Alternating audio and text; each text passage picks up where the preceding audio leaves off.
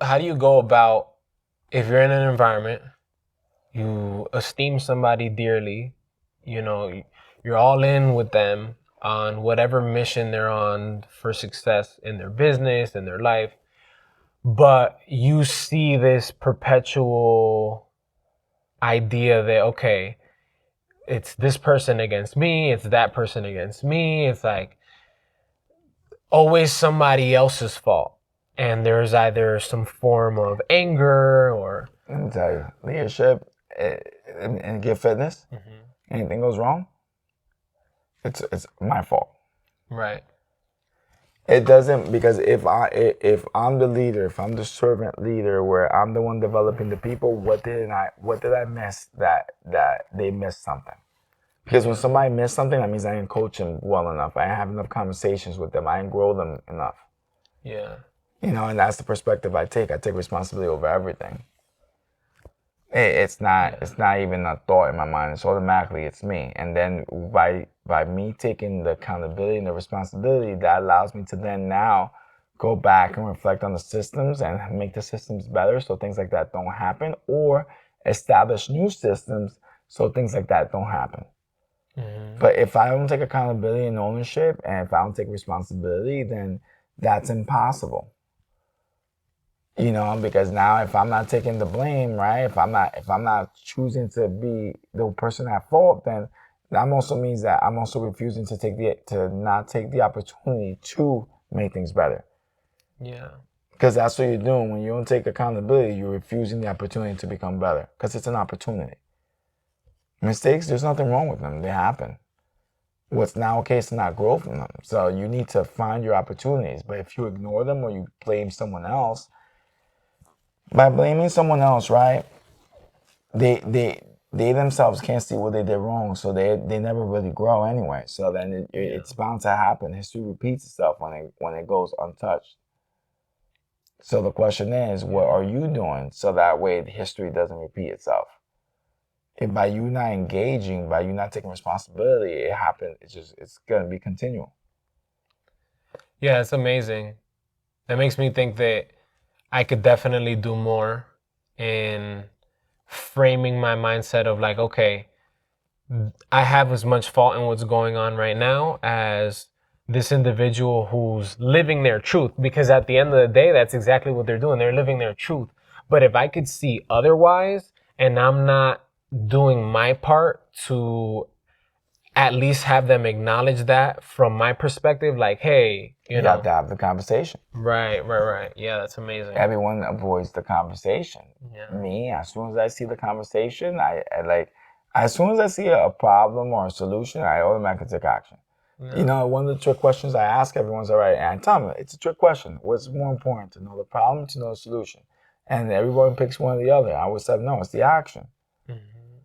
Because that means you're planning or you're talking about it. Like, no, it's way to go handle it already. Right. If you know the problem, go solve it. If you know the solution, go put it in place. Yeah. What you're waiting for. Yeah. And then even with that, right? Even with, to going back on the whole idea of building business, it's relationships.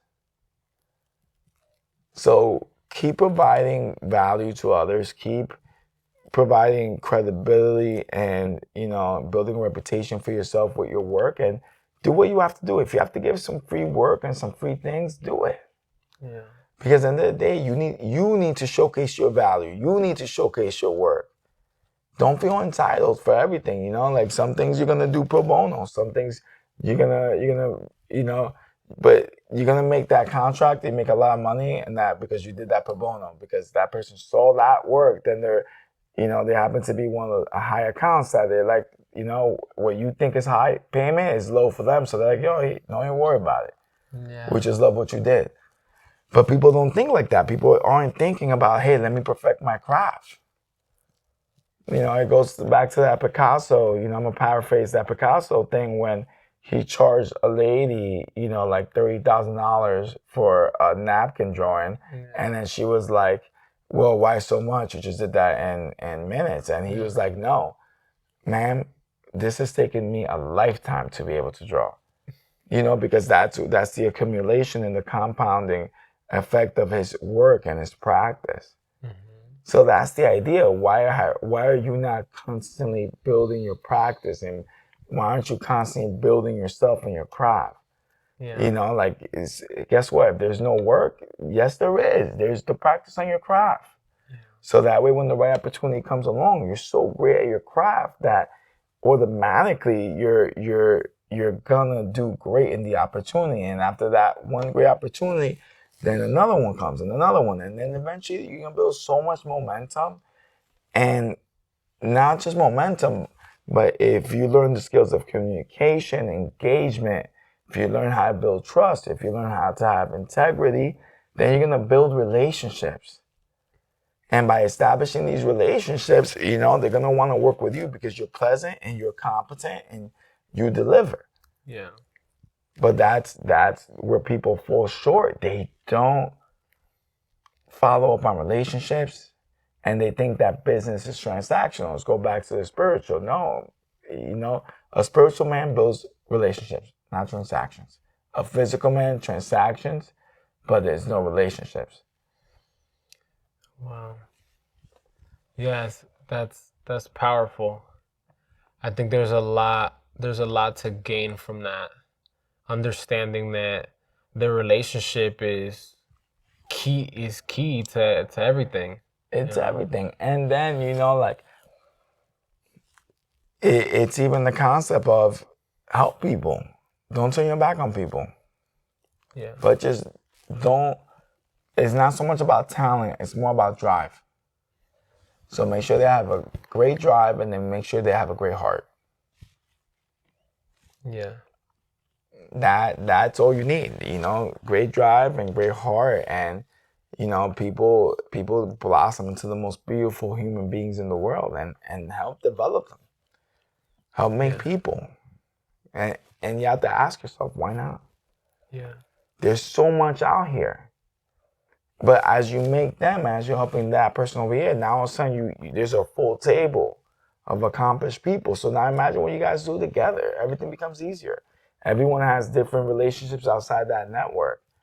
So it's just like a table of 10 could turn to 100 to 1,000 people reaching out outwards, imagine like a spider web, right? Reaching out like from one connection to other connections.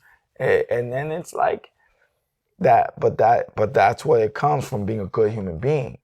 Yeah. That comes from having your house in order, and protecting your name, your word, your reputation. That comes from delivering, coming through. Yeah. But everyone's transactional. They're just looking to get the best deal, but they might not give them the best service. So do we call them back? No. And sometimes you just gotta do a favor. There's nothing wrong with that. Like, you don't have to gain anything. You just help to help. Yeah. I get asked to go speak at events all the time. I get asked to go donate things for kids all the time. I get asked for a lot of things, and as long as I'm not scheduled, I'm open to it. Yeah. Because you know what? End of the day, right? I get these amazing opportunities.